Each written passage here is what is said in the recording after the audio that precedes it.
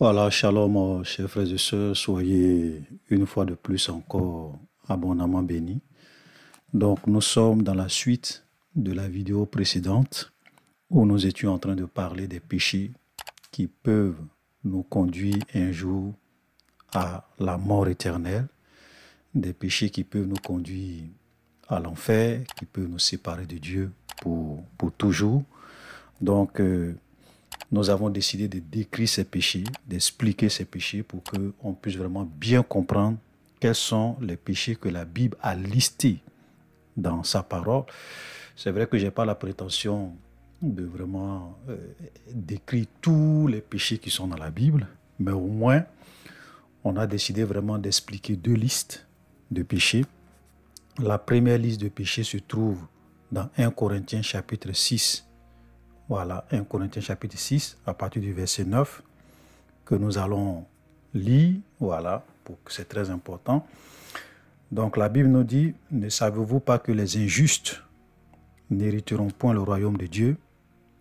Ne vous y trompez pas, ni les impudiques. Donc dans la vidéo précédente, on a expliqué un peu c'est quoi un impudique, ni les idolâtres, ni les adultères, ni les efféminés. Donc on va expliquer c'est quoi un efféminé, ni les infâmes, c'est quoi être un infâme, ni les voleurs, ni les cupides, c'est quoi la cupidité, ni les ivrognes, ni les outrageurs, c'est quoi un outrageur, ni les ravisseurs, c'est quoi un ravisseur, n'hériteront le royaume de Dieu. Et notre deuxième test que nous avons eu à décrire se trouve dans Galates, voilà, Galates chapitre 5, à partir du verset 19, que je vais aussi lire. Or, les œuvres de la chair sont manifestes. Ce sont l'impudicité, l'impureté, c'est quoi l'impureté? La dissolution, c'est quoi la dissolution? L'idolâtrie, la magie, les inimitiés, c'est quoi les inimitiés? Les querelles, c'est quoi les querelles? Voilà, est-ce que c'est le fait de se battre avec, voilà, les jalousies, les animosités, c'est quoi les animosités?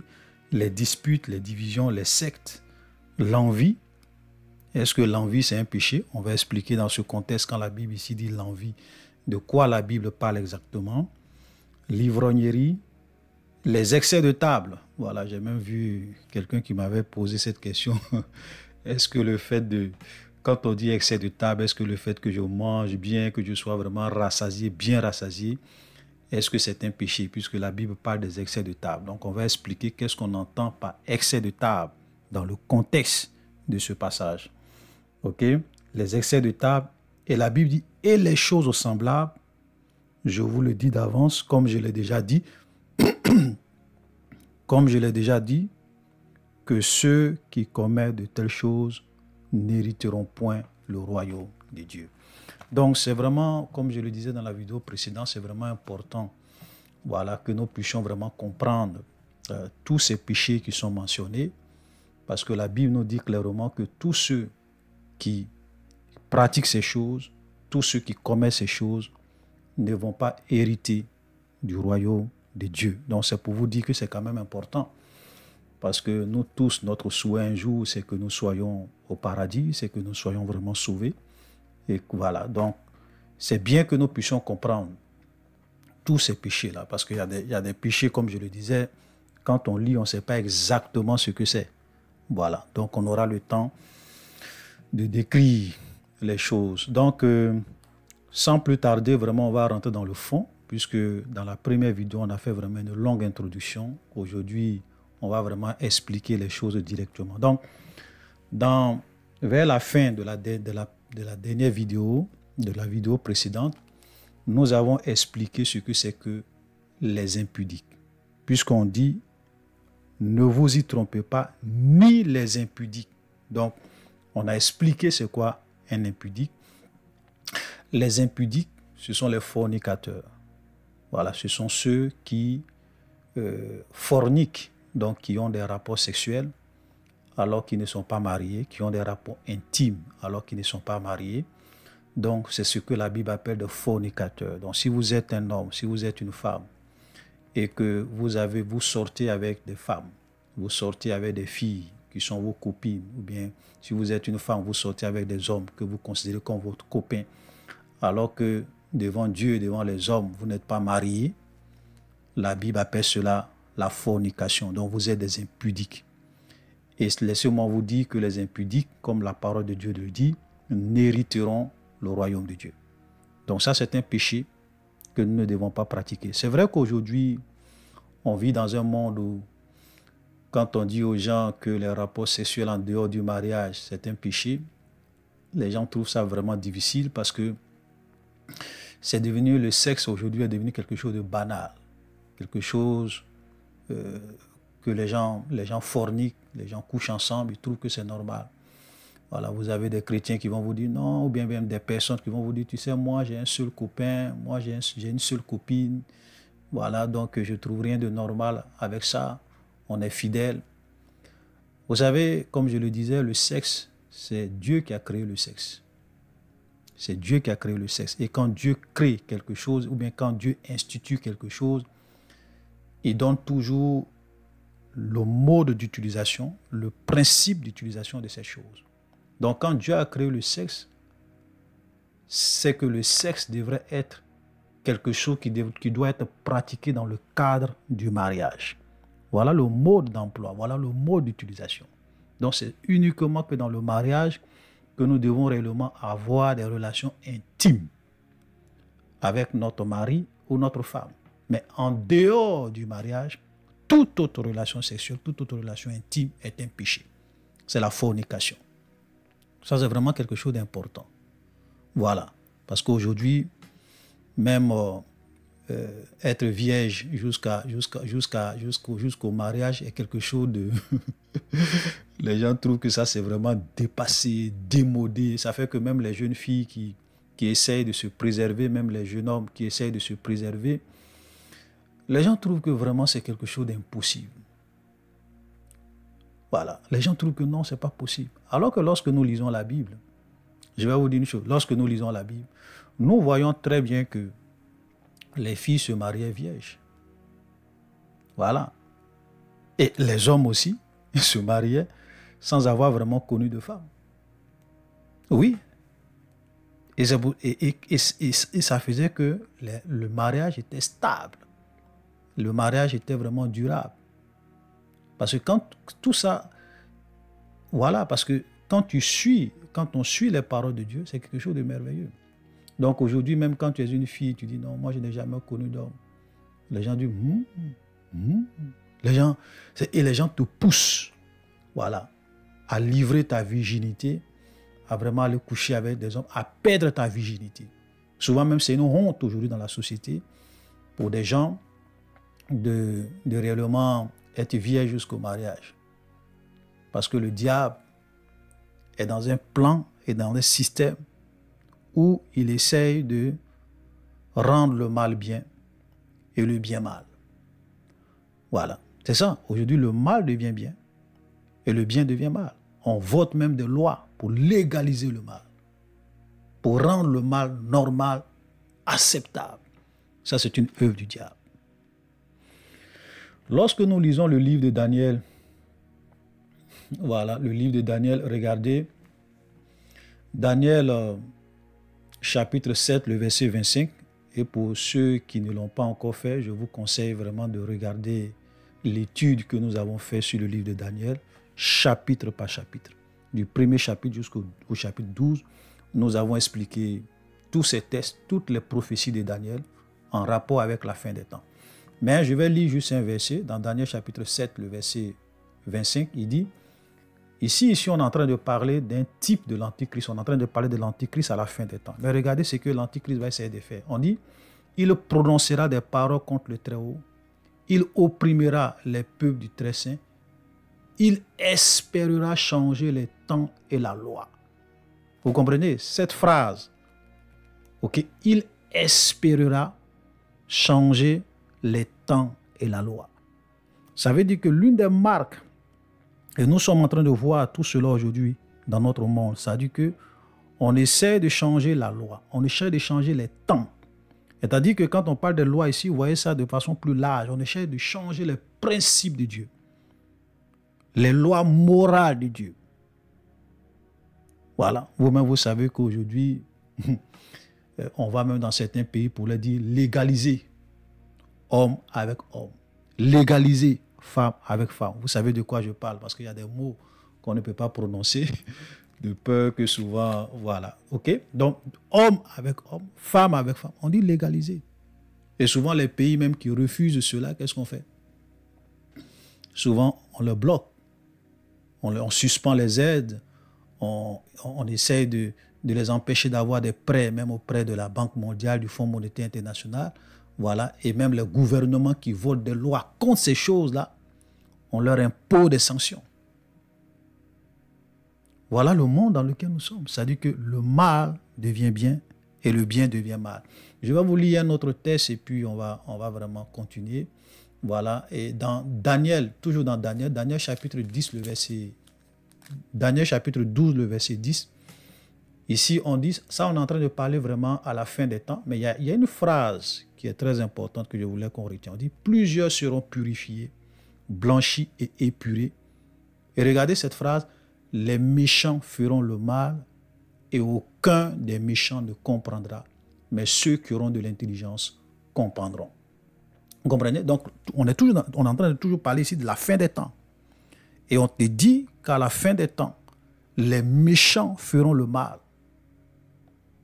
Et aucun des méchants ne comprendra. C'est-à-dire que nous allons arriver à un moment où même les gens vont faire le mal.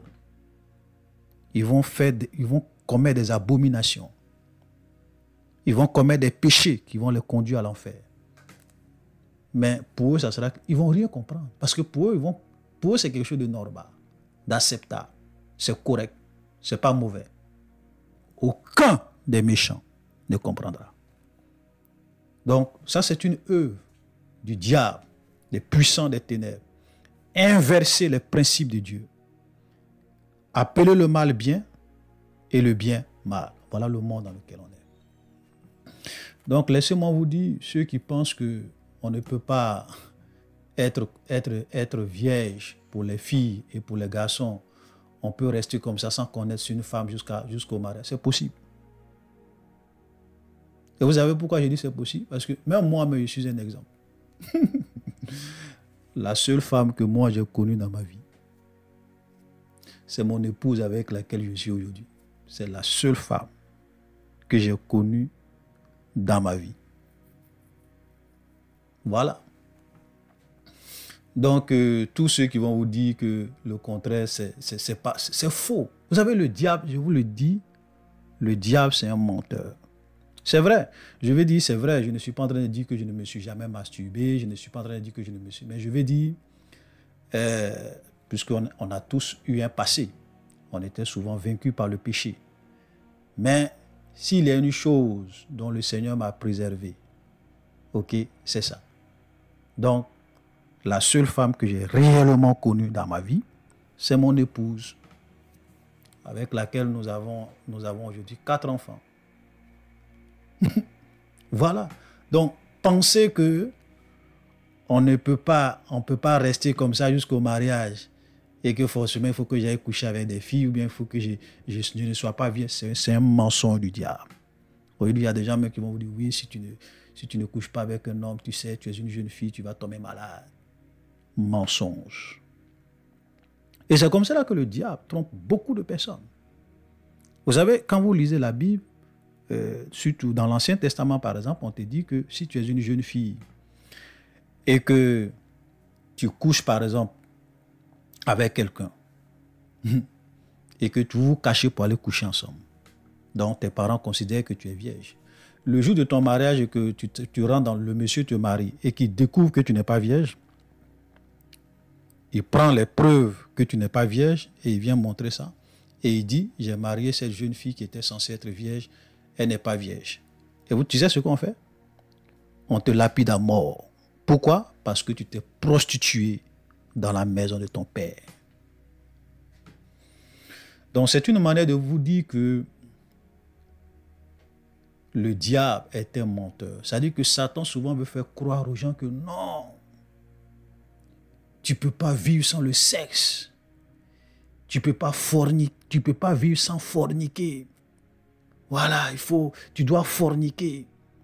Et avec tout ce que nous voyons aujourd'hui, les réseaux sociaux, la pornographie, la nudité, le sexe qu'on banalise, voilà, sur les réseaux sociaux, à la télévision, dans les films, aujourd'hui, le diable, malheureusement, est en train de piéger et conduit beaucoup de jeunes, beaucoup de personnes, beaucoup de femmes à la mort éternelle. C'est un péché qui conduit beaucoup de personnes à l'enfer.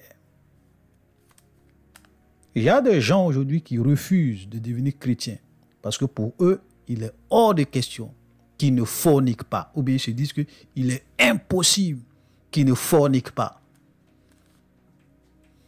Laisse-moi te dire que Satan, c'est un menteur.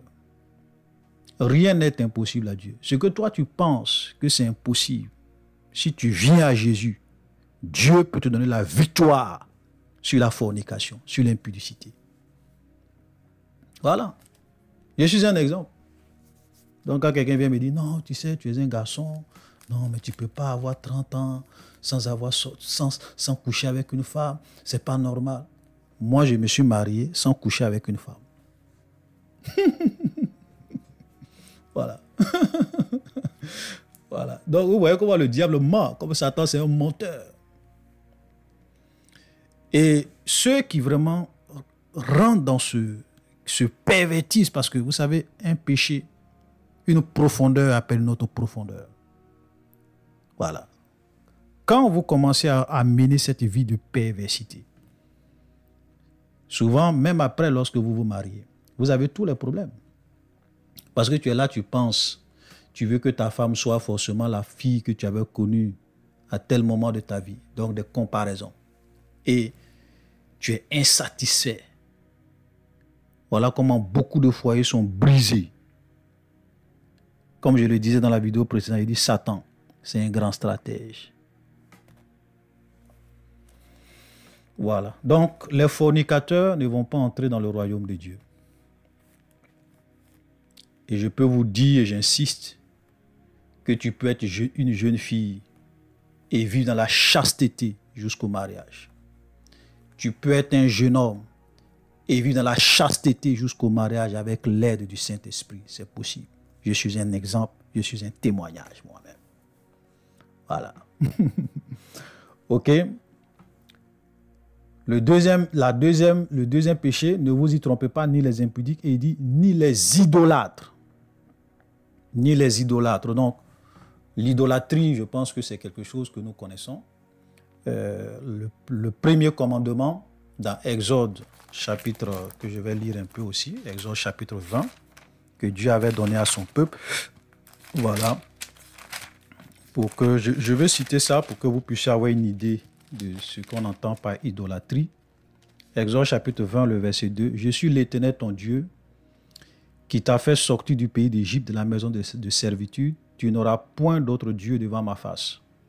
Tu ne te feras point d'image taillée, ni de représentation quelconque des choses qui sont en haut dans les cieux, qui sont en bas sur la terre, qui sont dans les eaux plus bas que la terre. Tu ne te prosterneras point devant ces choses, et tu ne les serviras point.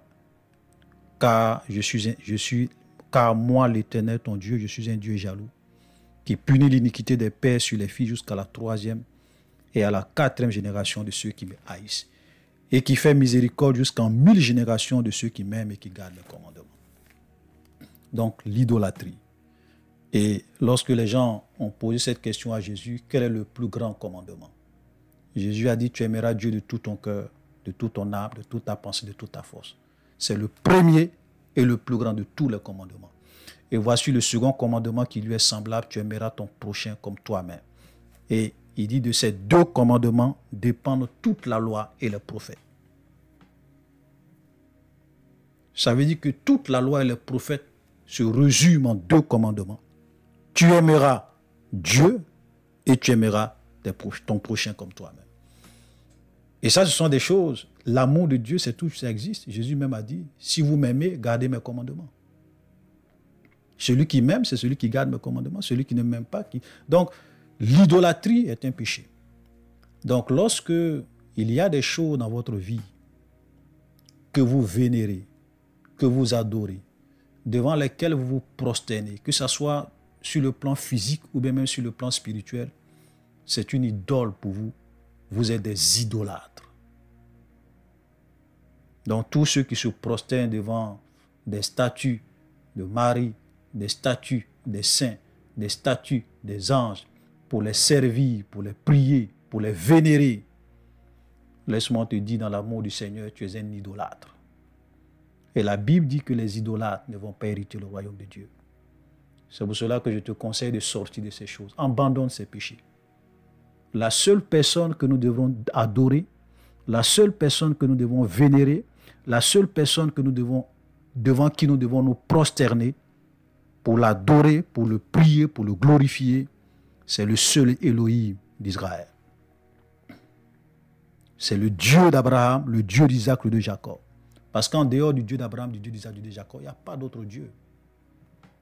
Il n'y a pas d'autre Dieu. Il y a un et un seul Dieu. Voilà. Donc c'est vraiment très important, l'idolâtrie.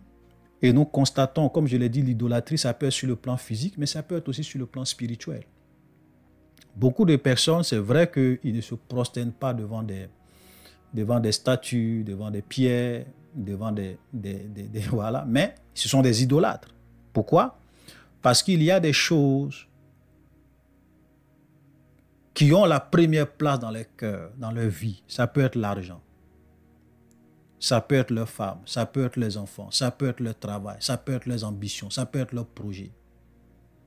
À partir du moment où vous êtes prêts à violer les lois de Dieu, à violer les commandements de Dieu, à pratiquer le péché pour réellement atteindre quelque chose, avoir quelque chose, vivre pour cette chose-là est une idole pour vous. Vous savez, il y a des anciens d'Israël, une fois qu'ils sont venus voir Ézéchiel, et pendant qu'ils sont venus consulter Ézéchiel, Dieu a dit à Ézéchiel, ces hommes-là ont leur idole dans les cœurs. Je ne me laisserai pas consulter par eux. C'est vrai qu'ils n'avaient pas d'idole physique, mais leur idole était dans leur cœur. Beaucoup de personnes aujourd'hui, l'argent c'est leur idole. Vous savez, Jésus a été clair, vous ne pouvez pas servir deux maîtres. Nul ne peut servir deux maîtres. Il va aimer l'un et il va aimer l'autre. Vous ne pouvez servir Dieu et maman. L'amour de l'argent. Il y a des gens, l'argent c'est leur Dieu. L'argent c'est leur idole. Et ils ne se rendent pas compte qu'ils sont des idolâtres.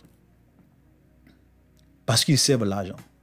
Jésus n'a pas dit, regardez, ce qui est fort, c'est que Jésus n'a pas dit, nul ne peut servir Dieu et le diable. Non. Parce qu'il sait que, c'est vrai qu'il y a des gens qui servent le diable, mais un homme normal, surtout un chrétien par exemple, aucun véritable chrétien, même qui n'est pas sincère, il ne peut pas adorer le diable en âme et conscience. Voilà, comme les adorateurs de Satan.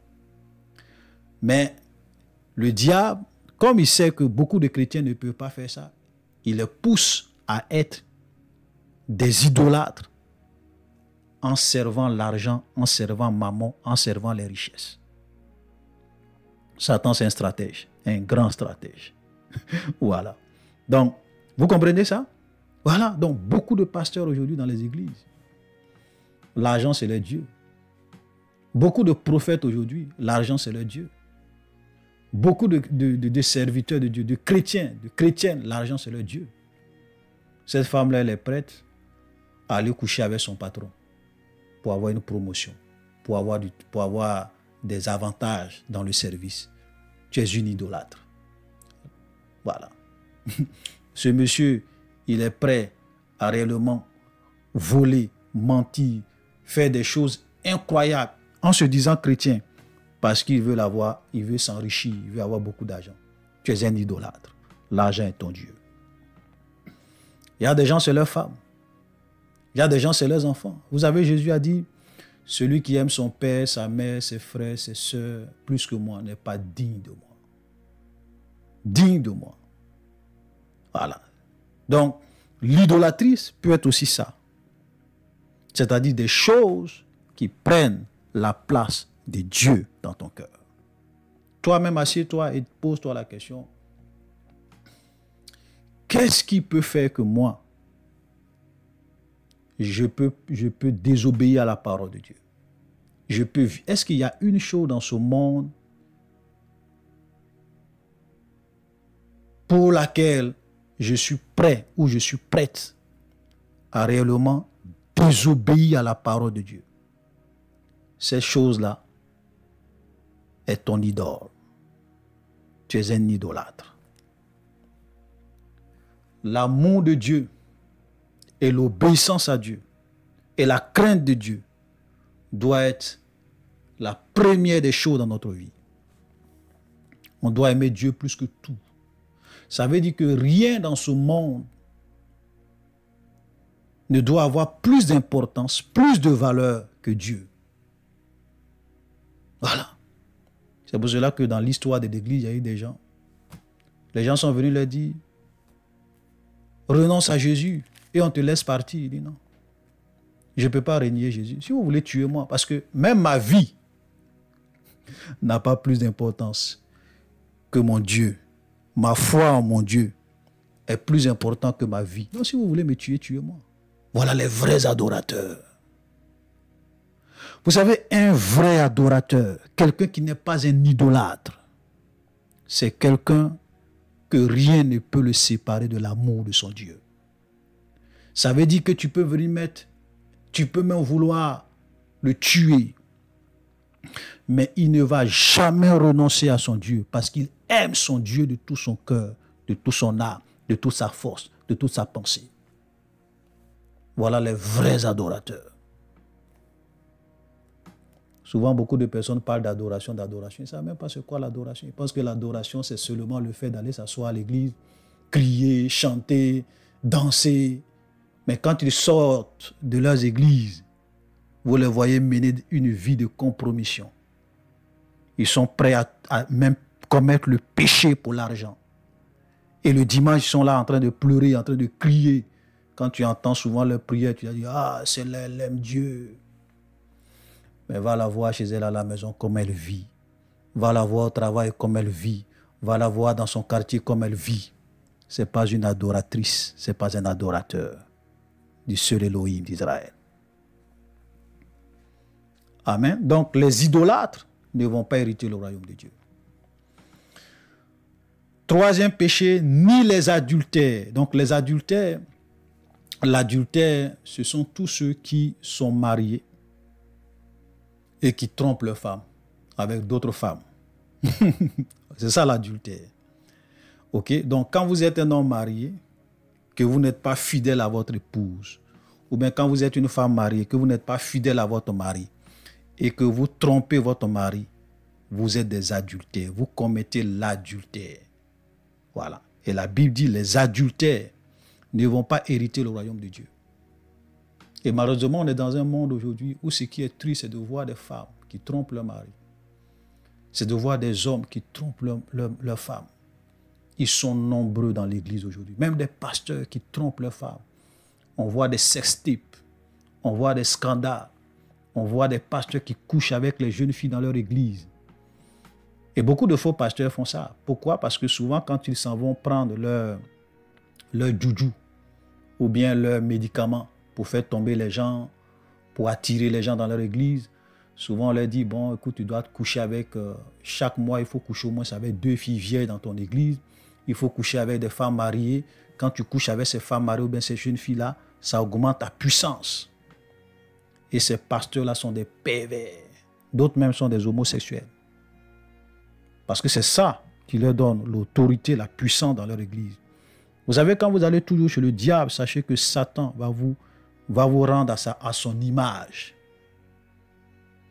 Quand tu suis le diable, il te conduit de profondeur en profondeur, de perversité en perversité. Tu vas commencer à faire des choses les plus ignobles. Parce que le diable incarne le mal et tous ceux qui s'approchent du diable foncent dans le mal, vont de plus en plus dans le mal. Et ces pasteurs-là font des choses incroyables dans les églises. Des adultères. Et les jeunes filles qui entretiennent ce genre de relations avec ces pasteurs ne réalisent pas qu'en fait, ces gens-là ce sont des rituels qu'ils font. C'est-à-dire que quand ils couchent avec vous comme cela, c'est pas seulement, ils ne couchent pas simplement avec vous. Ils puisent quelque chose en vous. Ils vous donnent des démons. Ils détruisent votre vie. Et vous allez vous rendre compte qu'il y a d'autres mecs qui ne vont plus jamais se marier. Parce que c'est un pacte. C'est ça que les gens ne sont comprennent pas. Parce que lui, il couche avec toi pour avoir le pouvoir, pour avoir la puissance. Toi, tu penses que c'est simplement parce qu'il veut se faire plaisir. Non. Lui, il sait ce qu'il cherche. Parce que c'est ce qu'on lui a dit. Et il y a des démons qui rentrent dans ta vie comme ça. C'est pour cela que beaucoup d'églises aujourd'hui, les gens sont des fanatiques, des pasteurs. En fait, ils sont envoûtés. Vous allez dans des églises, il y a des gens, quand vous parlez mal de leur pasteur, boy, c'est la guerre. Ils vont arrêter de vous fréquenter, ils vont vous insulter, ils vont vous menacer. Pourquoi? Parce que vous avez osé parler mal de leur papa, de leur daddy, de leur pasteur. Mais eux-mêmes, vous avez quelqu'un qui est envoûté. Lui-même, il ne réalise pas qu'il est envoûté. C'est ça qui est grave. Donc, les adultères ne vont pas hériter le royaume de Dieu. Et vous voyez aujourd'hui même dans l'église, il y a des doctrines telles que la polygamie. Je ne vais pas développer la polygamie aujourd'hui. Je vais faire une vidéo spéciale. J'ai déjà fait une vidéo spéciale sur la polygamie. OK? Où j'ai démontré que tu ne peux pas être un chrétien célibataire, un chrétien marié d'une seule femme, et aller prendre une deuxième femme, une troisième femme. Ce n'est pas de Dieu. Ce n'est pas dans la nouvelle alliance. Ce n'est pas pour les chrétiens. Je l'ai expliqué à la lumière de la parole de Dieu. Parce que souvent, les gens vont dans l'Ancien Testament. David, Salomon. Donc, ce n'est pas le sujet. Je vais faire une autre vidéo et on va encore rentrer dans les profondeurs des Écritures pour vous prouver que la polygamie n'est pas de Dieu. On ne peut pas être un chrétien célibataire ou bien mari d'une seule femme et dire que moi, je vais être polygame. Tu es sur le chemin de la mort. Quand on a lu Galates, vous savez ce que Galates dit? Galates dit, et les choses semblables. Ça veut dire que la liste n'est même pas exhaustive. Hein? Ceux qui commettent de telles choses n'hériteront pas le royaume de Dieu. Donc pour la polygamie, je ferai une vidéo spéciale là-dessus. Amen. Donc les adultères ne vont pas hériter le royaume de Dieu. Évitez l'adultère. Tu es une femme, toi-même tu sais que toi tu ne peux pas accepter. Si tu étais marié, tu ne peux pas accepter que ton mari, tu ne peux pas accepter que ton mari te trompe. Donc il ne faut pas aller aussi coucher avec le mari de quelqu'un d'autre. Si tu es un homme, tu sais que toi tu ne peux jamais accepter que ta femme te trompe. Mais pourquoi toi tu trompes ta femme? Jésus a dit, tout ce que vous voulez que les hommes fassent pour vous, faites-le de même pour eux. Tu aimeras ton prochain comme toi-même. Est-ce que si tu aimes quelqu'un, parce que ton prochain c'est l'autre, le monsieur il a sa femme, est-ce que toi tu peux accepter qu'un autre homme sort avec ta femme? Non.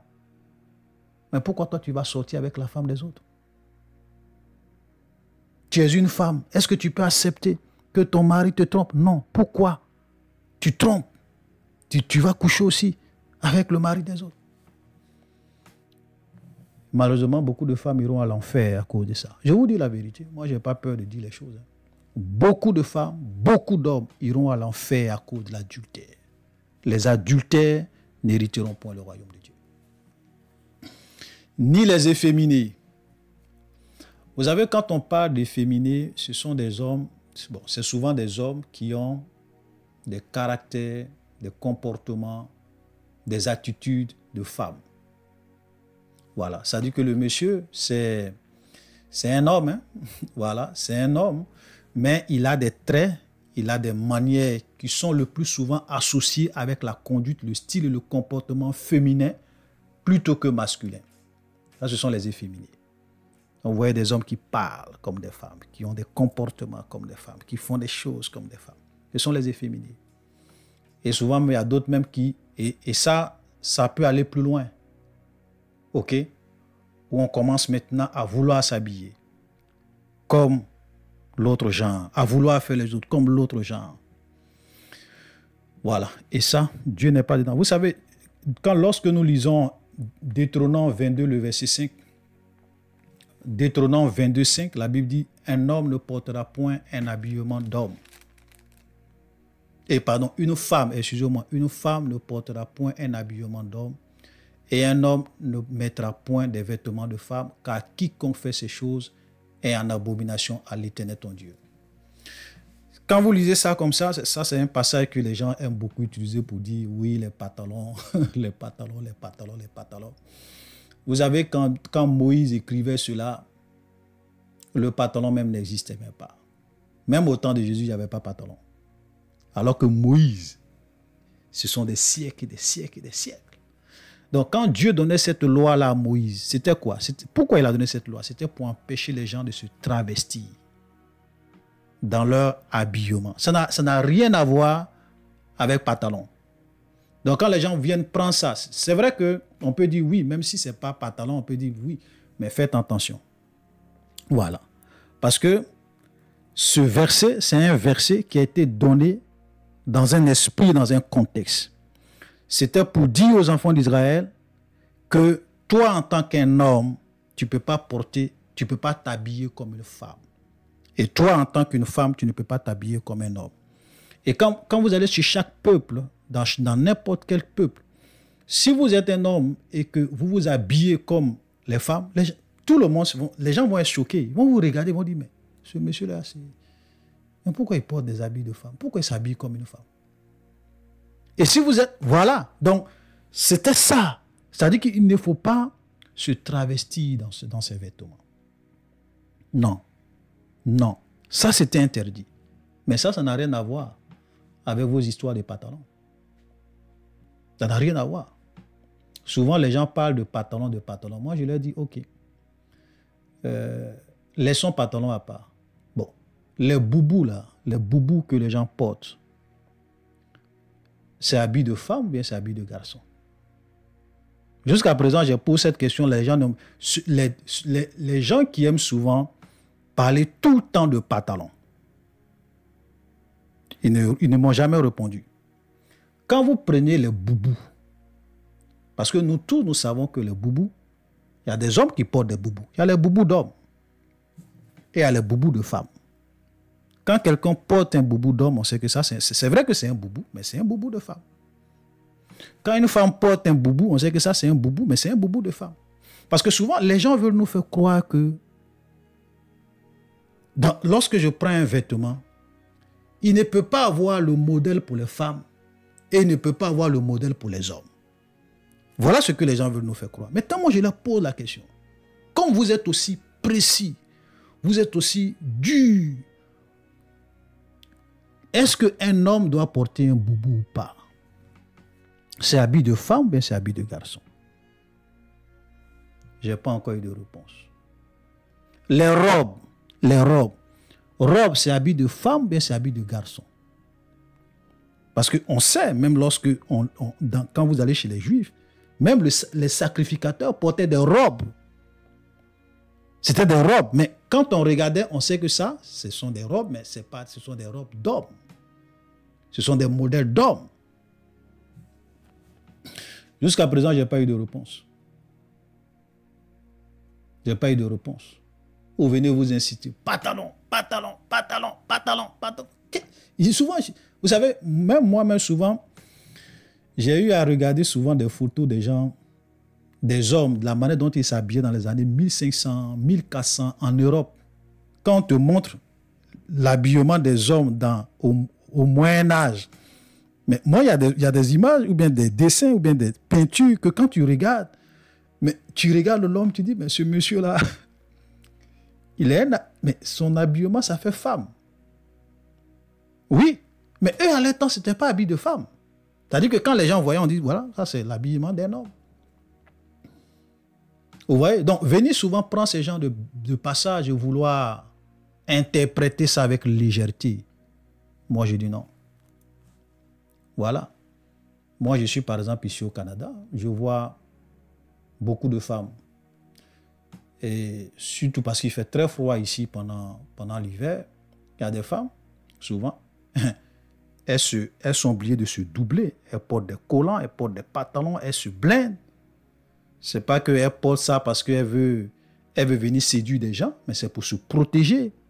Et en plus de ça, les gens mettent un gros manteau là-dessus. C'est-à-dire que toi-même, quand tu la vois, et elle est en train de... Tu sais que c'est pour se protéger. Elle n'a rien pour t'attirer. Ce n'est pas pour te séduire. Ou bien pour exposer. Ces rondeurs même, tu ne vas même pas voir. Parce que tout est caché.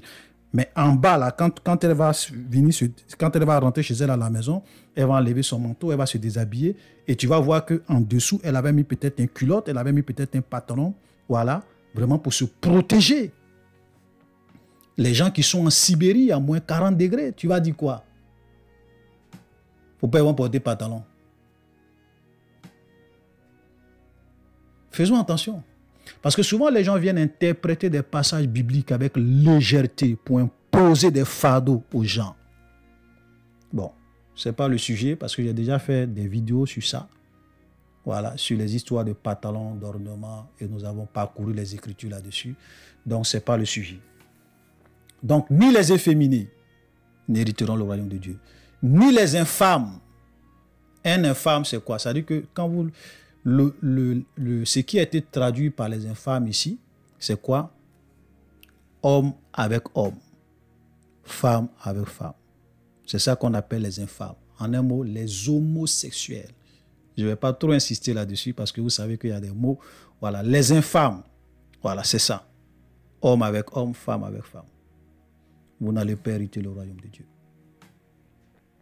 Donc, ce sont des... Quand on dit infâme, c'est ça. Infâme, c'est ça. Donc, infâme, c'est ça. Voilà. Quand on dit infâme, là, c'est ça. N'allez pas prendre le dictionnaire pour regarder infâme, c'est quoi? Vous allez vous tromper. Le contexte, ce qui a été traduit par les infâmes, c'est ça. Voilà, c'est ça. C'est ça qui a été traduit par les infâmes. Donc, les infâmes, c'est ça. Voilà. Donc, les infâmes ne vont pas hériter le royaume de Dieu. Et nous vivons dans un monde aujourd'hui, comme je le disais en début, où vous voyez très bien qu'il y a une pression, des lois, des législations, que les gens sont en train de voter. Et ça devient normal. Comme au temps de Sodome et Gomorrhe. Vous savez qu'au temps de Sodome et Gomorrhe, Dieu les a détruits pour ça. Ça dit que la chose était devenue tellement banale que même lorsque 2 anges sont venus chez Lot à Sodome et Gomorrhe sous la forme d'un homme, regardez, on va lire ça quand même parce que c'est tellement détruit. C'est Genèse 19, le verset 4. Voilà. Ici, on est en train de parler des 2 anges qui sont venus sous la forme d'un homme chez Lot à Sodome. On dit, il n'était pas encore couché que les gens de la ville, les gens de Sodome, entouraient la maison, depuis les enfants jusqu'aux vieillards. Toute la population était accourue. Il appelait Lot et lui dit, où sont les hommes qui sont entrés chez toi cette nuit? Fais-les sortir vers nous, afin que nous les connaissions. Et Lot sortit vers eux à l'entrée de la maison et ferma la porte derrière lui. Et il dit, mes frères, je vous en prie, ne faites pas le mal. Quand vous lisez le contexte, quand vous descendez jusqu'en bas, vous voyez très bien qu'on dit que les gens sont venus pour connaître ces 2 hommes.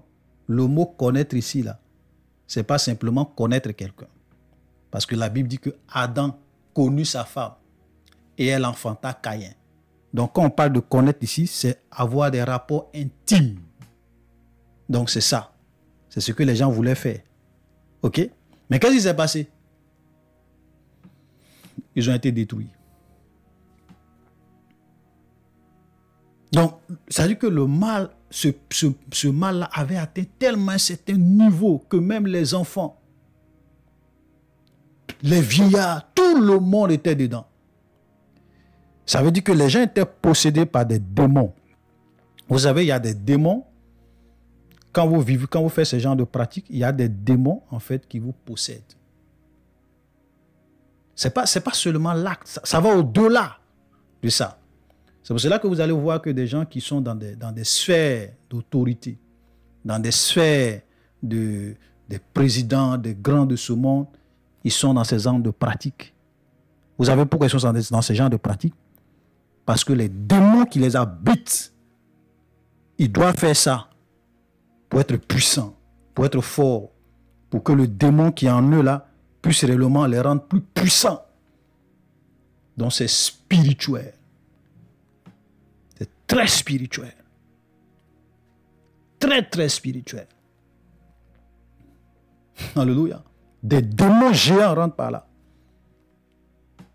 Et souvent même, ça peut aller plus loin, jusqu'à descendre au niveau même des enfants. Parce que c'est ça, comme je le disais tout à l'heure, le diable, c'est ça. Quand vous vous approchez du diable, vous allez de ténèbres en ténèbres. Vous vous enfoncez de mal en mal dans les profondeurs des ténèbres. Voilà Satan. Voilà. Donc, les infâmes ne vont pas hériter le royaume de Dieu. Ni les voleurs. Donc, les voleurs ici, je pense que c'est clair. Nous tous, on connaît les voleurs. On vit dans un monde où les plus grands voleurs ne sont pas en prison. Ceux qui détournent des milliards et des milliards, qui falsifient les écritures comptables et détournent des milliards, mais souvent ce sont des gens qui volent peut-être quelques milliers de dollars, voilà, qu'on envoie en prison.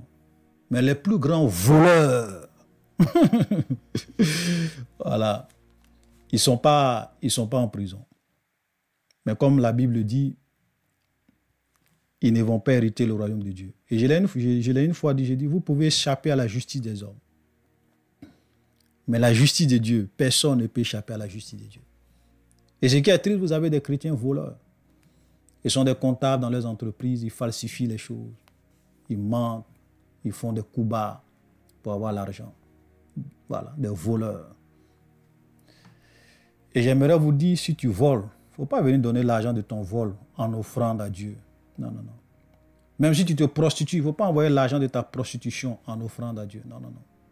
La Bible dit, tu n'apporteras pas dans la maison de l'Éternel le salaire d'une prostituée, ni le prix d'un chien, car ce sont des choses qui sont abominables à Dieu. Donc si tu vas voir te prostituer là, non, avec ton père, on te donne l'argent. Il ne faut pas venir donner ça à Dieu. Non, non, c'est une abomination. Dieu ne va jamais accepter ça. Même si tu t'en vas voler des milliards, que tu prends 100 millions, tu viens donner à l'église pour dire non, je soutiens l'œuvre de Dieu. Toi, peut-être que les pasteurs, comme ils n'ont pas le discernement, ou bien comme des pasteurs aujourd'hui aiment l'argent, et ils seront contents, hein, sans se soucier de l'origine de l'argent. Mais Dieu ne va jamais accepter ça. Tu vas enrichir le pasteur, mais pas Dieu. Parce que Dieu, vous savez, Dieu est trop saint. Tu ne peux pas apporter à Dieu, ok, quelque chose de volé. Et lorsque nous lisons Malachie, le peuple était maudit pour ça, parce que Dieu dit, vous me volez dans les offrandes. Et comment les gens volaient Dieu dans les offrandes? C'est-à-dire qu'ils donnaient à Dieu des choses au dérobé. Des choses au dérobé, c'est-à-dire des choses au volé, des choses chétives. C'est vrai qu'on n'est plus sous la loi. Christ nous a arrachés de la malédiction de la loi. Donc, les temps dans lesquels nous sommes, Dieu ne maudit plus les gens comme ça. Mais une chose est sûre, tous ceux qui vivent et qui pratiquent ces choses, ils ne vont pas hériter le royaume de Dieu. C'est-à-dire que leur fin sera le lac de feu et de soufre, la mort éternelle. Ni les cupides. Donc, le mot qui a été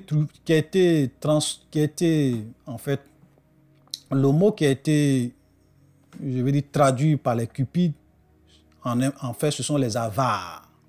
Voilà. Donc, on peut dire ni les avares. Quand on dit cupide, là, ce sont les avares. Voilà.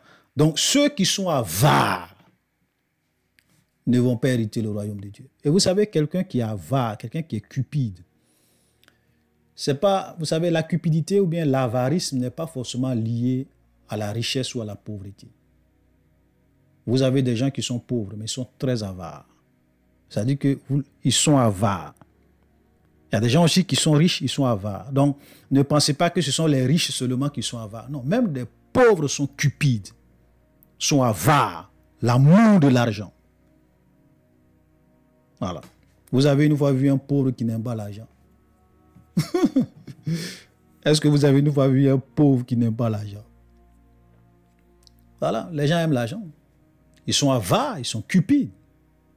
Voilà. Et Jésus a dit quelque chose de fort. Vous savez, je l'ai même expliqué. Je vous invite aussi à regarder la vidéo numéro 294. Voilà, où Jésus a dit que la vie d'un homme ne dépend pas de ses biens, fut-il dans l'abondance.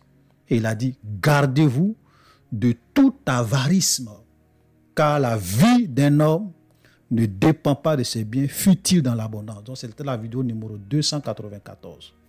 Je vous invite à aller regarder. Parce qu'il y a des gens qui pensent que, comme ce sont des adorateurs du veau d'or, des adorateurs de mammon, de l'argent, ils pensent que leur vie dépend de leurs biens, de leurs richesses. Et Jésus dit, la vie d'un homme ne dépend pas de ses biens. Et il dit, fut-il dans l'abondance, gardez-vous de tout avarisme, car la vie d'un homme ne dépend pas de ses biens, fut-il dans l'abondance. Donc, les avares, les cupides ne vont pas hériter le royaume de Dieu. Voilà. Vous avez des chrétiens qui peuvent voir leurs voisins souffrir. Souvent même leur enfant est malade. Souvent même son voisin, hein, il sait que le monsieur, c'est vrai qu'il se bat. C'est pas quelqu'un qui est paresseux, mais le gars il se bat. Mais vraiment c'est difficile pour lui. Et ce chrétien-là, il a les moyens. Même son voisin souvent même n'arrive pas à manger. Lui, il a 2 sacs, 3 sacs de riz. Il ne peut même pas aller acheter un sac de riz pour donner à son voisin, pour dire voisin, tiens. Et puis après, c'est eux qui viennent dire, voisin, Jésus t'aime, je t'invite à l'église. Tu m'invites à l'église. Alors que si tu étais gentil, si tu n'étais pas un avare, et que tu ouvrais ton cœur pour aider ce païen, il allait voir Jésus au travers de tes actes. Il allait voir Jésus au travers de ton comportement.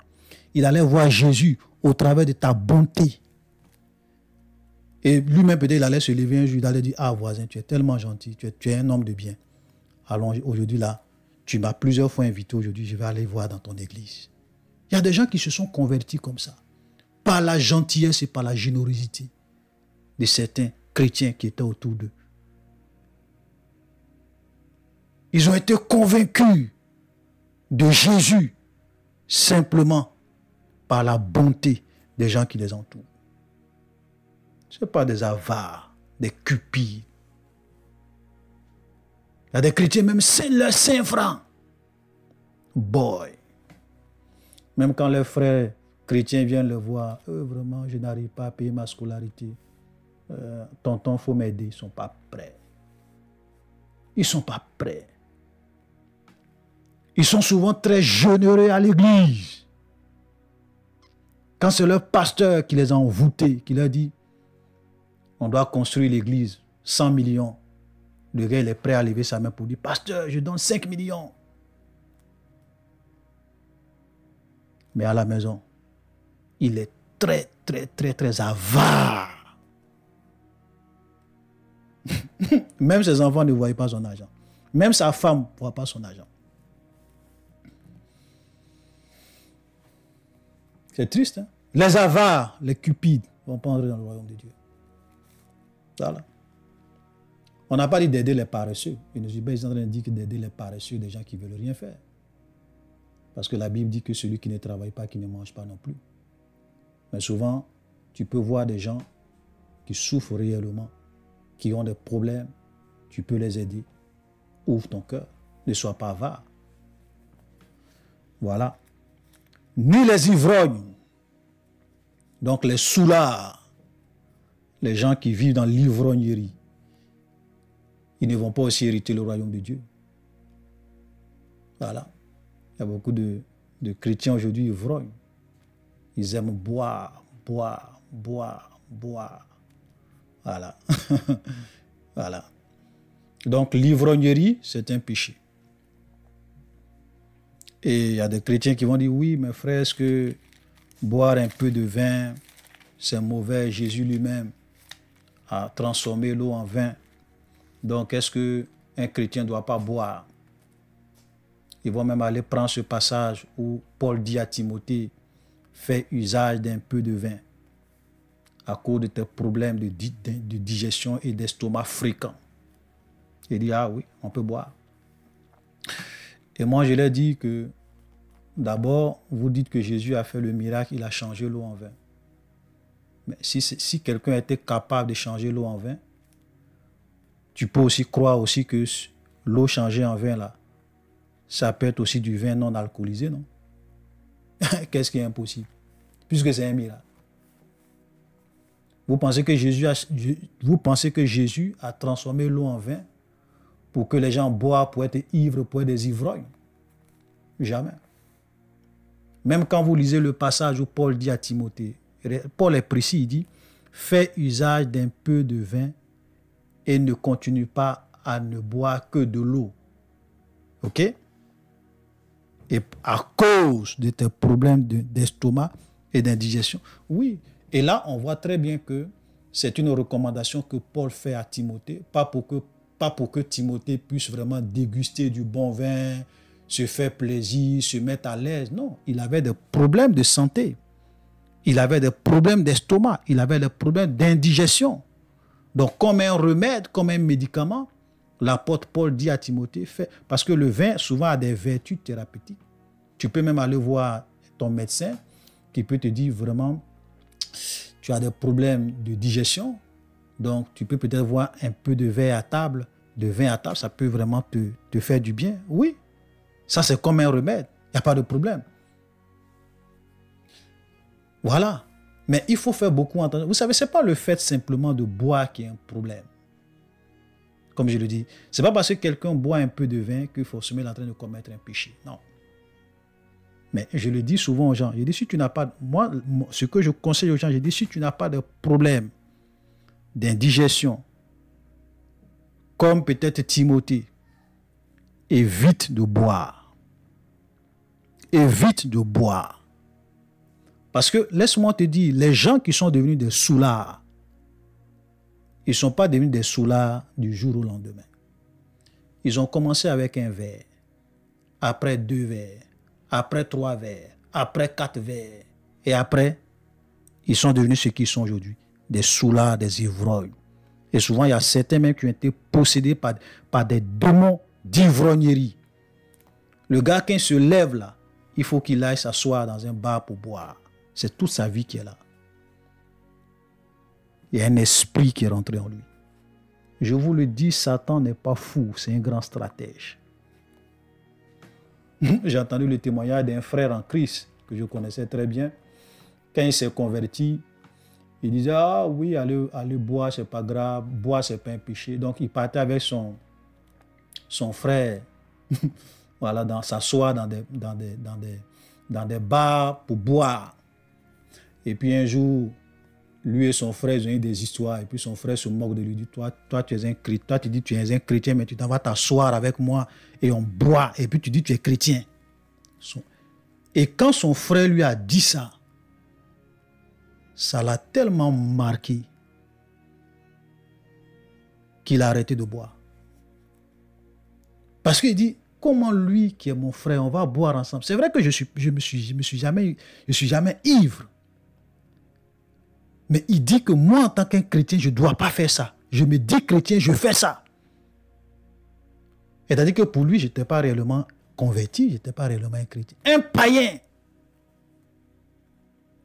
Parce qu'il y a beaucoup de gens qui pensent que la vie qu'ils mènent, c'est une vie où ils doivent faire ce qu'ils veulent.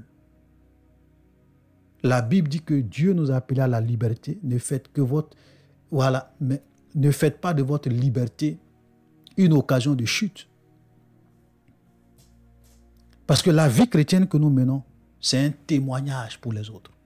Ce n'est pas seulement pour nous, c'est aussi un témoignage. C'est-à-dire que la vie que tu mènes, c'est un message que tu envoies aux autres. Toi, tu es un chrétien, tu bois. Le païen te voit en train de boire. Même s'il ne te dit pas, il a déjà une idée arrêtée de toi. Même s'il ne te dit pas. Faisons attention. Il ne faudrait pas que nous soyons des pierres d'achoppement pour les autres. C'est pour cela que moi j'ai dit, moi je ne bois pas. Parce que je veux garder un témoignage pur. Un témoignage pur. devant les hommes.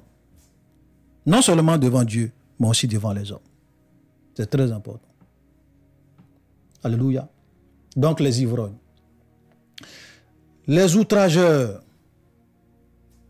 Qui sont les outrageurs?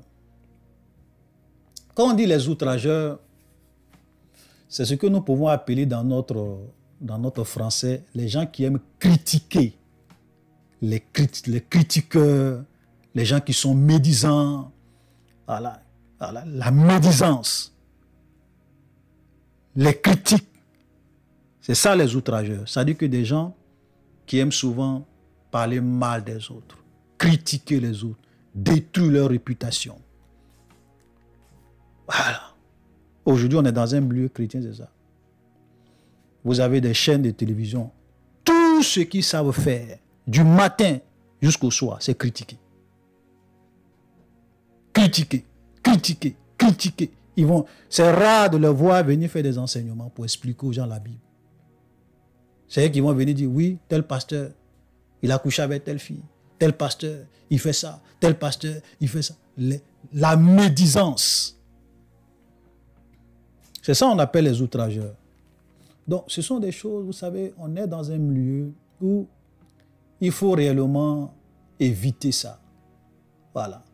Éviter ça. Et souvent, les gens le font. Vous savez, même quand on parle des outrageurs, ça va même au-delà des... Non seulement ce sont des gens qui sont médisants, qui critiquent, mais c'est toujours dans le sens de faire mal, de blesser, de détruire la réputation de l'autre. C'est ça.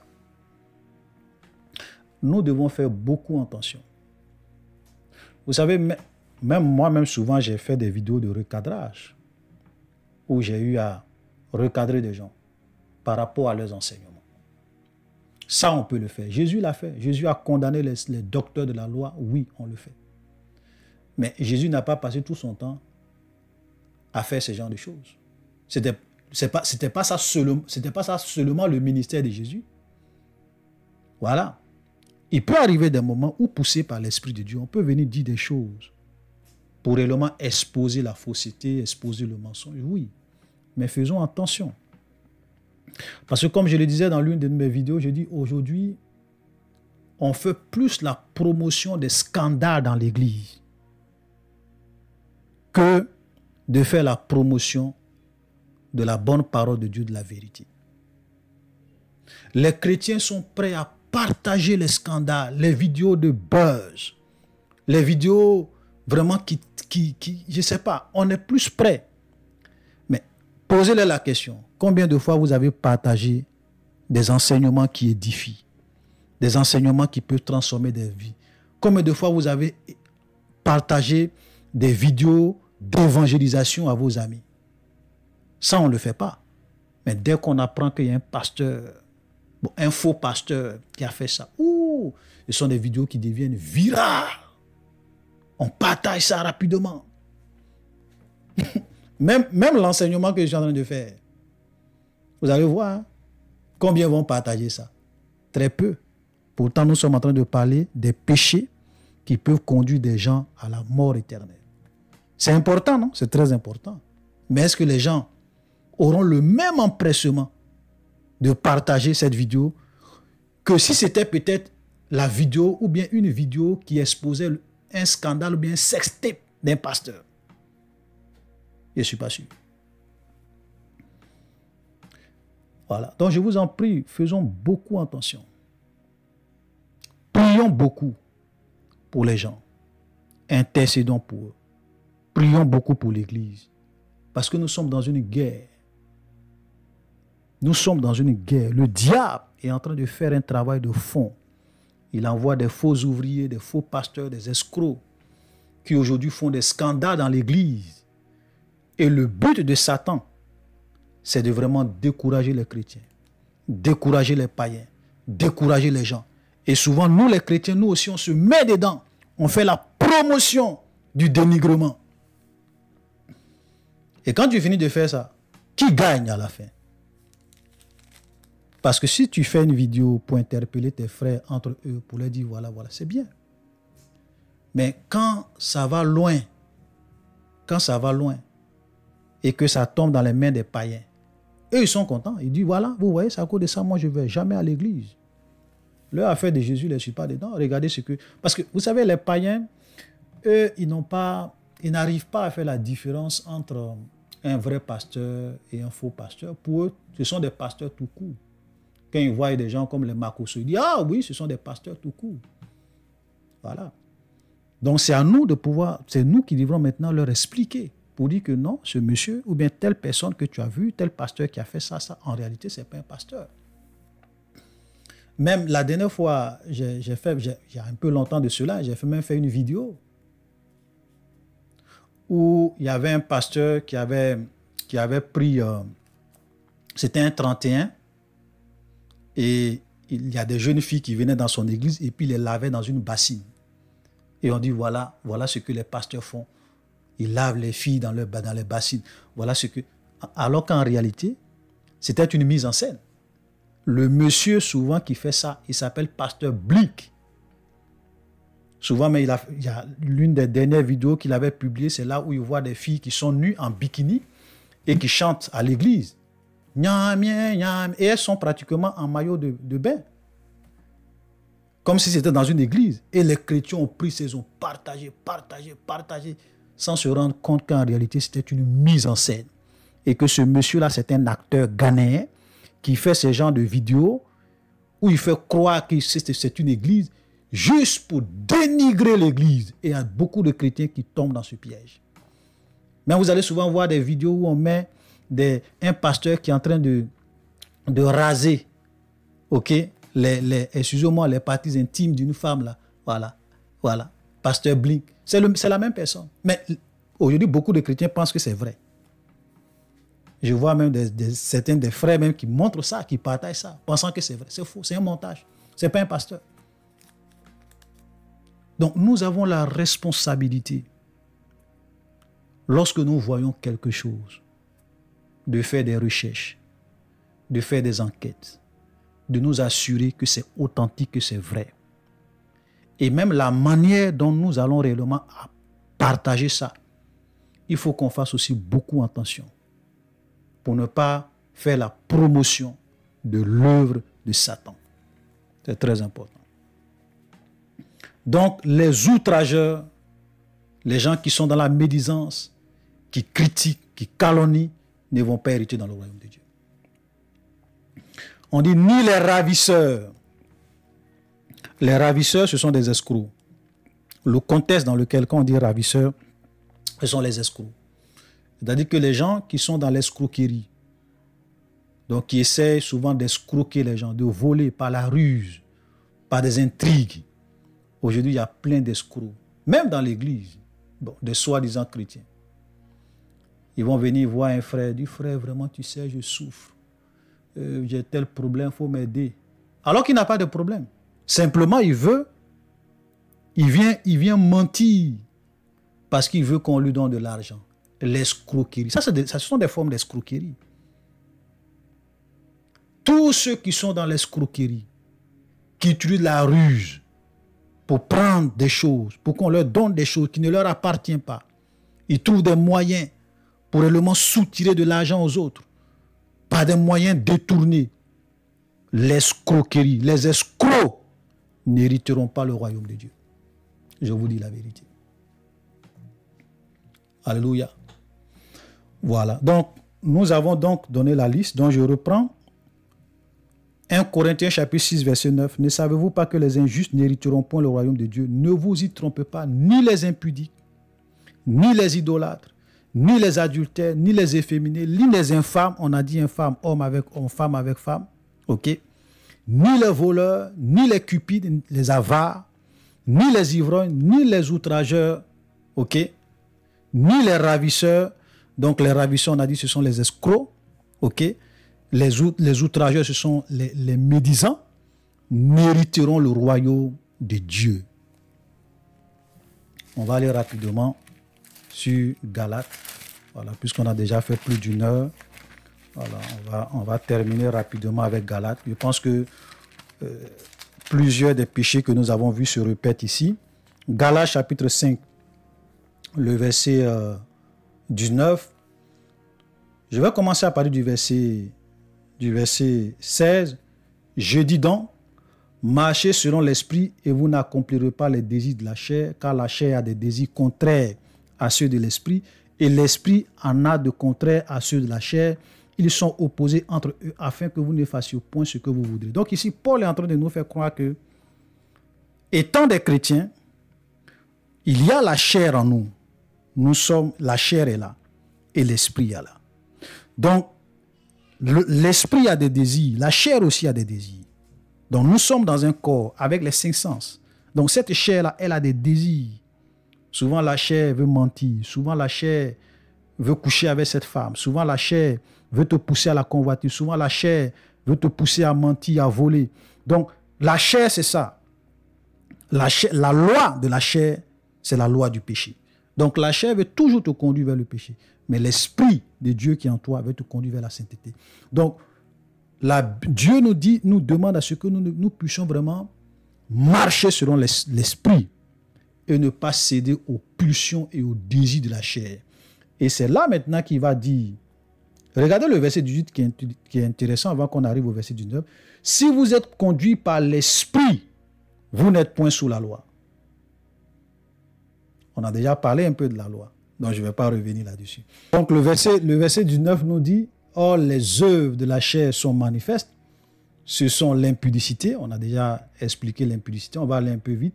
L'impureté, donc l'impureté, attendez par impureté, la souillure, ou bien les souillures, voilà, les souillures.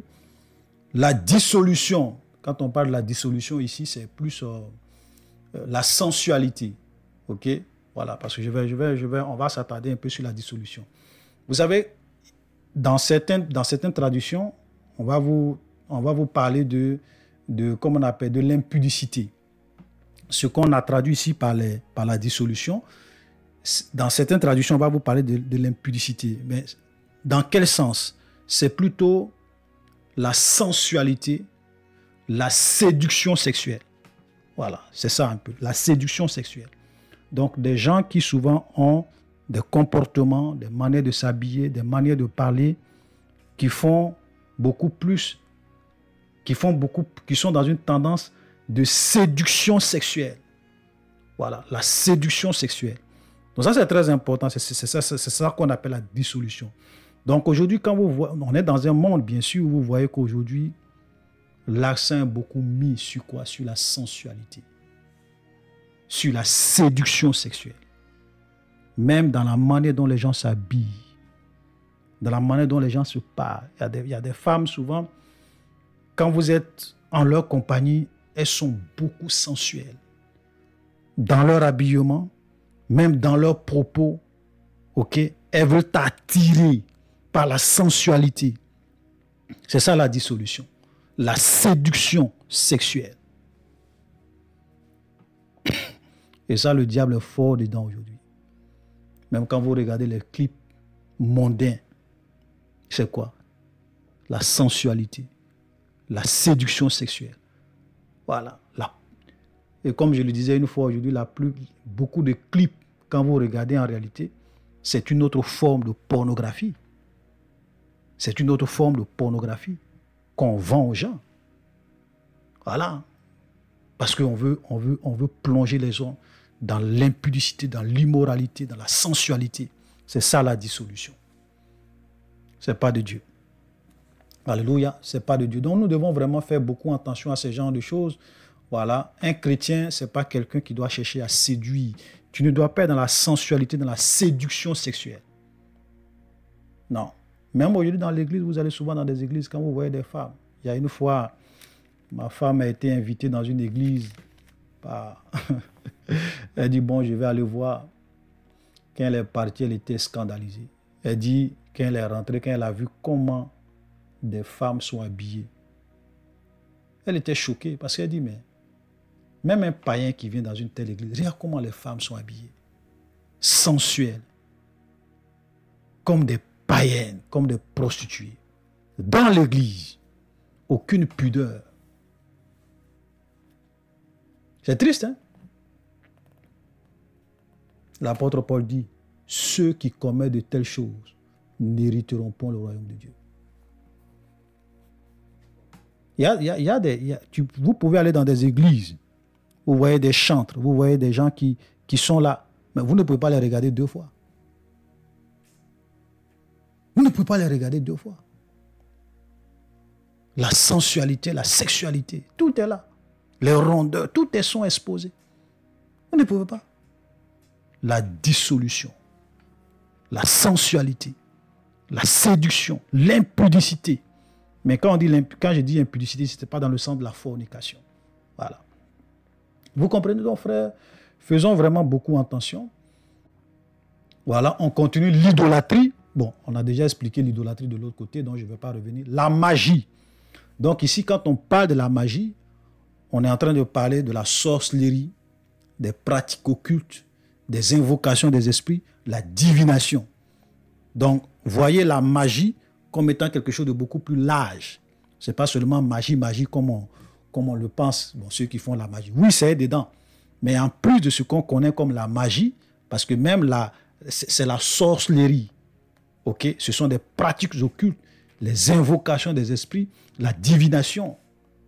Voilà, donc tout ça, c'est dedans. Aujourd'hui, malheureusement, dans beaucoup d'églises, ceux que les gens appellent des prophètes, ils pratiquent en fait la divination. Voilà, c'est la divination, c'est pas des prophéties de Dieu, mais c'est plutôt la divination, les pratiques occultes. Ok, les inimitiés. Quand la Bible parle des inimitiés, ici c'est la haine. Voilà, la haine.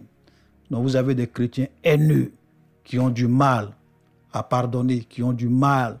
Voilà, la haine constamment dans leur cœur. Et je voulais vous dire, la Bible, Jésus a dit, si vous ne pardonnez pas aux hommes leurs offenses, votre Père qui est dans les cieux ne vous pardonnera pas. Donc, en tant que des chrétiens, il faut vraiment que nous apprenions à réellement pardonner à nos prochains. Amen. Nous devons pardonner. Un chrétien, c'est quelqu'un un chrétien n'a pas de rancune. Voilà, c'est quelqu'un qui pardonne. Ok? Je le répète, Jésus a dit, si vous ne pardonnez pas aux hommes leurs offenses, votre Père qui est dans les cieux ne vous pardonnera pas. Et même si tu n'as pas le courage de pardonner à quelqu'un, parce que souvent, il y a des gens qui ont tellement vécu des choses que ce n'est pas facile. Mais je peux vous dire que par l'action de Dieu, par le Saint-Esprit, vous pouvez surmonter et pardonner même à vos ennemis. Et ça, il faut demander toute la grâce de Dieu. Amen. Voilà. Ensuite, nous avons les querelles. Bon, les querelles, on sait, les gens qui voilà, les gens qui aiment toujours les palabres. Ok, donc les querelles, les jalousies. Voilà, là, on sait plus ou moins c'est quoi la jalousie. Ok, donc la jalousie, souvent il y a des gens qui ont des jalousies de telle sorte que, je veux dire, c'est un péché. Ils sont jaloux de leurs collègues, jaloux de leurs camarades, jaloux. Non, la jalousie n'est pas de Dieu. Maintenant, quelqu'un va me dire, oui, mes frères, la Bible dit que Dieu est jaloux. Dieu est jaloux. Je l'ai déjà expliqué dans l'une de mes vidéos. J'ai dit, vous savez, il ne faut pas comparer ce que Dieu manifeste à nous, notre jalousie. Quand la Bible dit que Dieu est un Dieu jaloux. Voilà. Vous savez, nous sommes des êtres, on n'est pas des êtres purs de nature. Voilà, nous sommes des pécheurs de nature. Donc, même souvent, ce qui est légitime, on pervertit cela. Vous voyez? Voilà. Il y a des jalousies, des types de jalousie qui sont des péchés. Imagine quelqu'un, parce qu'il a réussi, toi, tu es jaloux de lui. Ça, c'est pas, tu vas dire que Dieu est d'accord avec ça? Que ça, c'est la jalousie de Dieu? Ça n'a rien à voir avec la jalousie de Dieu. Quelqu'un a réussi.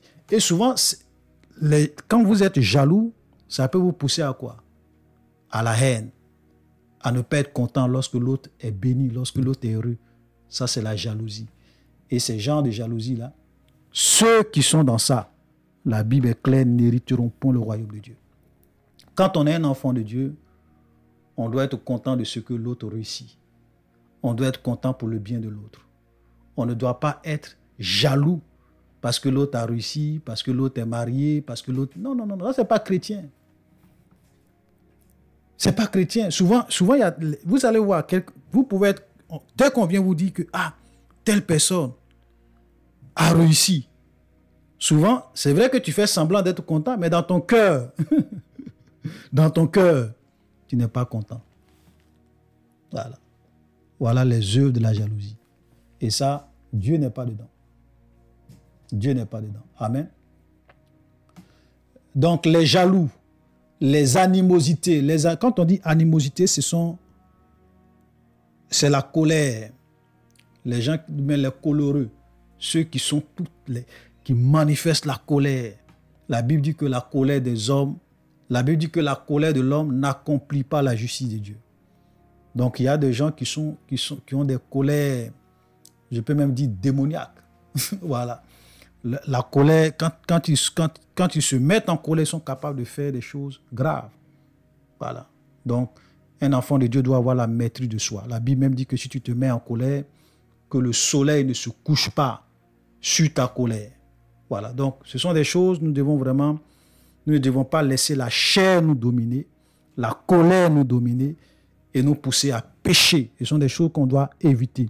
Donc, les animosités, quand on dit les animosités, on parle de la colère. OK? Les disputes. Bon, là, on connaît plus ou moins. Voilà. Les querelles, les disputes, les palabres, les divisions. Oui. Ça, c'est compréhensible.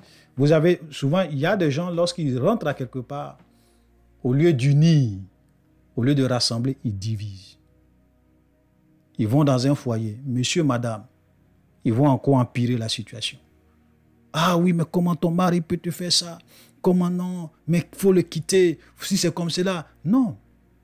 Un enfant de Dieu, quand il arrive à quelque part, là où il y a la division, lui, il sème l'amour. Il sème l'unité. Voilà les vrais chrétiens. Ce n'est pas des gens qui sont là pour diviser.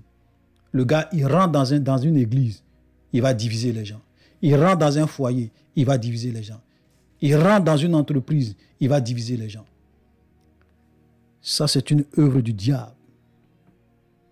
Ça, c'est une œuvre de Satan. Parce que Satan n'aime pas l'unité. Il n'aime pas l'union. Il se plaît dans la division. Il se plaît dans les fractures, dans les familles. Il y a des gens même qui sont souvent allés dans des églises. Le gars, il est allé dans son église.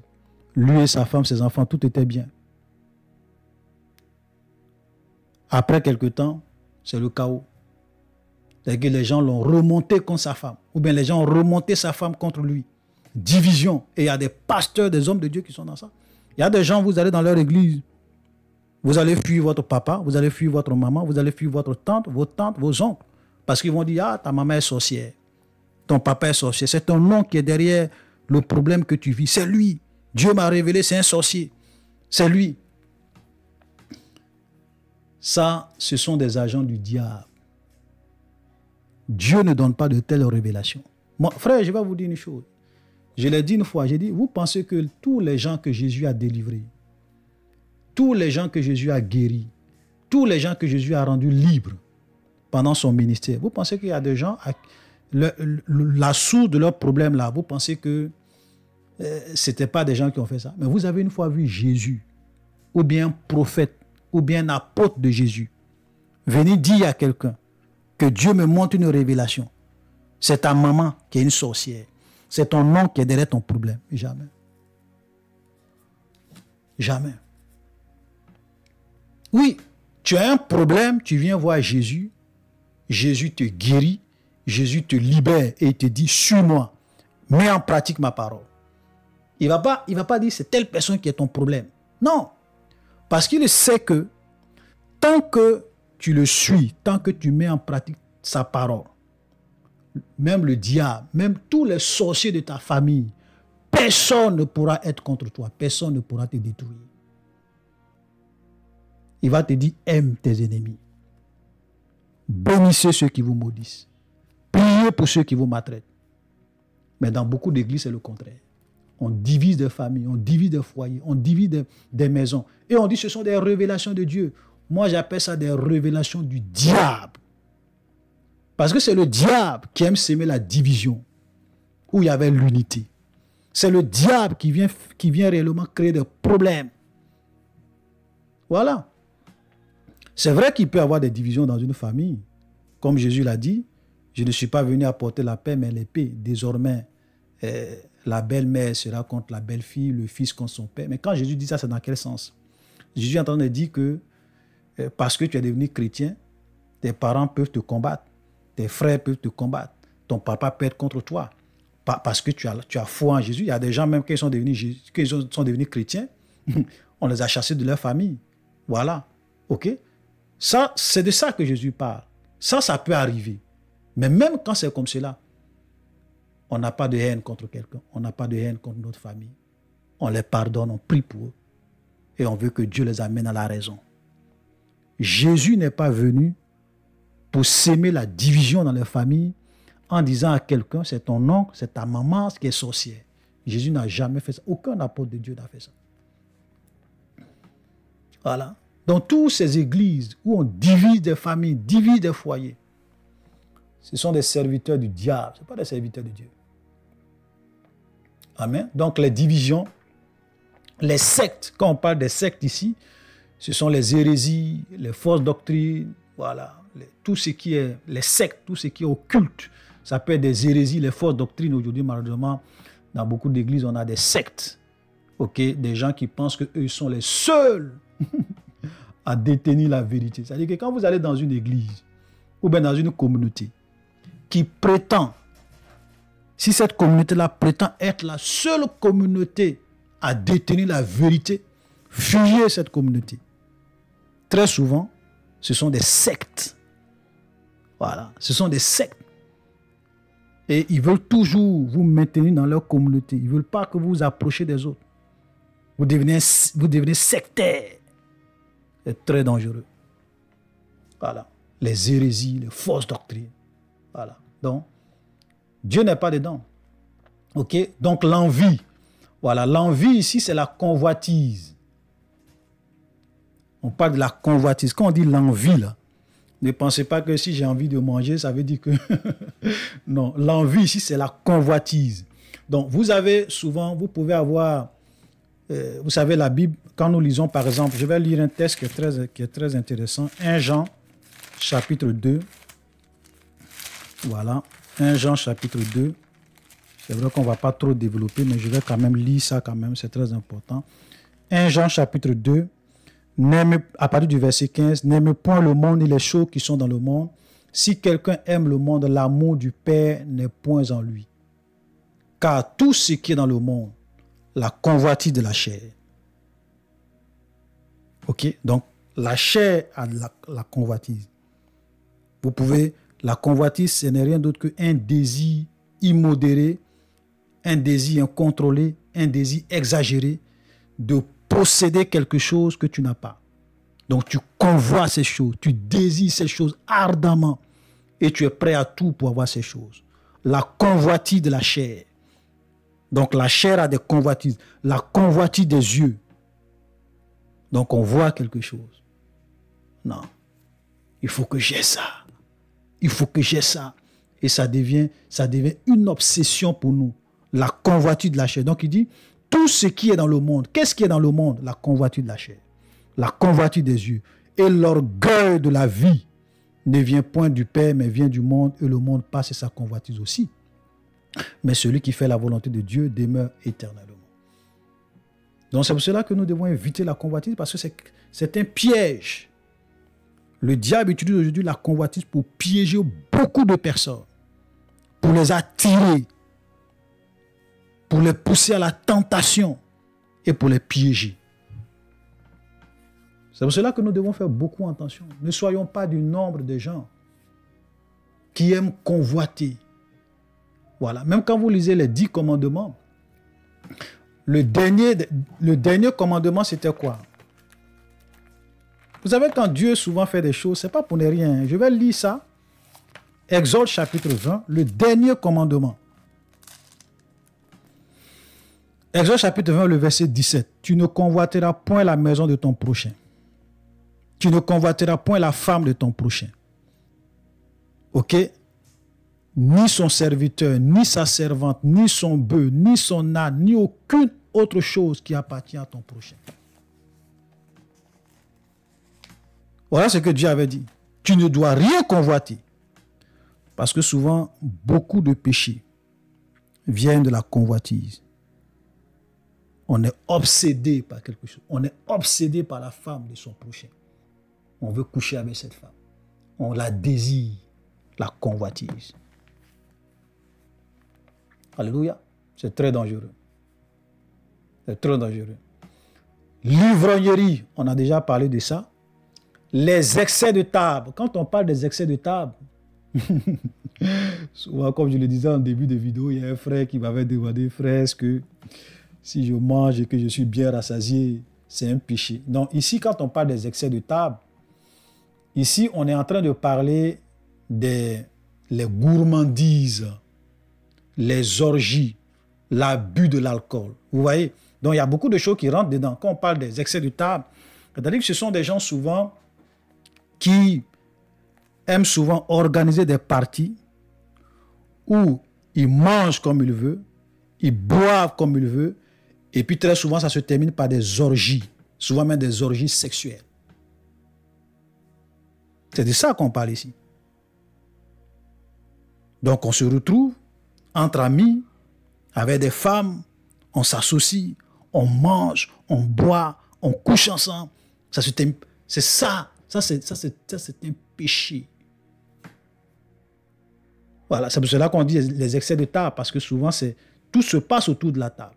On envoie beaucoup de plats, la boisson, l'alcool, on mange, on boit, on mange, on boit, on mange, on boit. On va dans les boîtes de nuit, on chauffe, on mange, on boit. C'est ce que la Bible appelle les excès de table, les gourmandises, les orgies, l'abus de l'alcool, les excès de table. Amen. Voilà, donc, on n'est pas ici en train de dire que quelqu'un qui mange parce qu'il a faim, il mange bien, il est rassasié. Donc, non, ce n'est pas de ça que la Bible parle. Voilà, il ne faut pas lire les choses de façon littérale, sinon tu vas te tromper. OK? C'est plus profond que ça. OK? Les gourmandises, les orgies. Et même, il y a des gens même, je veux dire, il y a des gens même pour jeûner, ils ne peuvent pas. La nourriture est le Dieu. Jeûner une journée, jeûner du matin jusqu'au soir, ou bien de 23h, de 22h jusqu'à 18h du jour suivant. Oh, ça c'est impossible. Voilà, il y a des gens qui pensent que s'ils ne mangent pas, ils vont mourir. Tu peux ne même pas manger pendant 3 jours, tu ne vas pas mourir. Alors, souvent, le diable trompe les gens pour te faire croire que oui, si tu ne manges pas une journée, tu vas tomber malade. C'est faux. C'est faux. Voilà. Donc, les excès de table. Et la Bible dit, et la Bible termine en disant, et les choses semblables. Et les choses semblables. Ça veut dire que ce n'est même pas une liste qui est exhaustive. Hein? Voilà, c'est juste une petite liste qu'on te donne, quoi. Les choses semblables. Donc, vous-même imaginez, asseyez-vous et puis voyez tout ce qui est semblable à tout ce que nous venons de citer. Voilà. Tout ce qui est semblable à ces choses-là. Ça veut dire que la liste n'est pas complète. Paul termine en disant, je vous le dis d'avance, comme je l'ai déjà dit, que ceux qui commettent de telles choses n'hériteront point le royaume de Dieu. Amen. Donc, chers frères et sœurs, tous ces péchés que nous venons de citer, laissez-moi vous dire comme Paul l'a dit, parce qu'il le dit, il dit, je le dis. Il dit, je vous dis d'avance. Et comme je le disais, Paul s'adressait à des chrétiens, ce n'est pas à des païens. Il dit, je vous dis d'avance, à vous, tous les chrétiens de Galate, tous vous les chrétiens, je vous dis d'avance, comme je l'ai déjà dit, que ceux qui commettent de telles choses n'hériteront point le royaume de Dieu. Donc tous les chrétiens qui pratiquent ces péchés, qui ne veulent pas abandonner ces péchés, qui ne veulent pas se repentir de ces péchés, ne pensez pas qu'après votre mort, vous allez aller au paradis. Parce que vous avez dit, Seigneur Jésus, viens dans mon cœur. Ce n'est pas ça qui va te sauver. Je préfère te dire la vérité. Ce n'est pas ça qui va te sauver. Voilà. C'est bien d'accepter Jésus. C'est bien de croire en Jésus, c'est bien de donner ta vie à Jésus, c'est très bien, c'est un premier pas. Comme je le dis, la foi en Jésus, c'est notre fondement. Mais maintenant que tu as cru, maintenant que tu as accepté Jésus, il y a une vie que tu dois mener. Jean-Baptiste a dit quoi aux pharisiens? Et c'est là que nous allons nous arrêter. Dans Matthieu, chapitre 3. Ok? Ça, c'est Jean-Baptiste. Hein? Regardez ce qu'il va dire. Mais voyant venir à son baptême beaucoup de pharisiens et de sadducéens, il leur dit, c'est Jean-Baptiste qui... Quand Jean-Baptiste va voir beaucoup de pharisiens et de sadducéens qui venaient à lui pour se faire baptiser, il va leur dire, race de vipères, qui vous a appris à fuir la colère à venir? Ça veut dire que Jean-Baptiste n'était pas quelqu'un qui était impressionné parce qu'il y a des gens qui venaient vers lui pour confesser leurs péchés, pour se faire baptiser. C'est pas ça qui l'impressionnait. Il dit ça ne m'impressionne pas. C'est pour cela qu'il a dit, race de vipères, qui vous a appris à fuir? Et il a dit, verset 8, produisez donc du fruit digne de la repentance. Donc, si tu te dis que tu t'es réellement repenti, si tu te dis que tu es réellement un chrétien, tu dois produire des fruits dignes de la repentance. Tu dois manifester la vie de Dieu. Tu dois manifester le fruit de l'esprit. Ce n'est pas la peine de dire je suis chrétien, j'ai déjà dit Jésus vient dans mon cœur, je vais aller. Ça là, ça n'impressionne pas Dieu. Ça n'impressionne pas le diable. Ça n'impressionne pas les démons. Ce n'est pas ça qui fait peur aux démons. Ce qui fait peur aux démons, ce sont des chrétiens, non seulement qui ont accepté Jésus, qui ont donné leur vie à Jésus, qui ont foi en Jésus, mais qui portent des fruits dignes de la repentance, qui mènent une vie de sainteté, de pureté, qui s'éloignent du péché et qui s'éloignent du mal. Donc, chers frères et sœurs, shalom, soyez bénis, que le Seigneur nous garde et à la prochaine.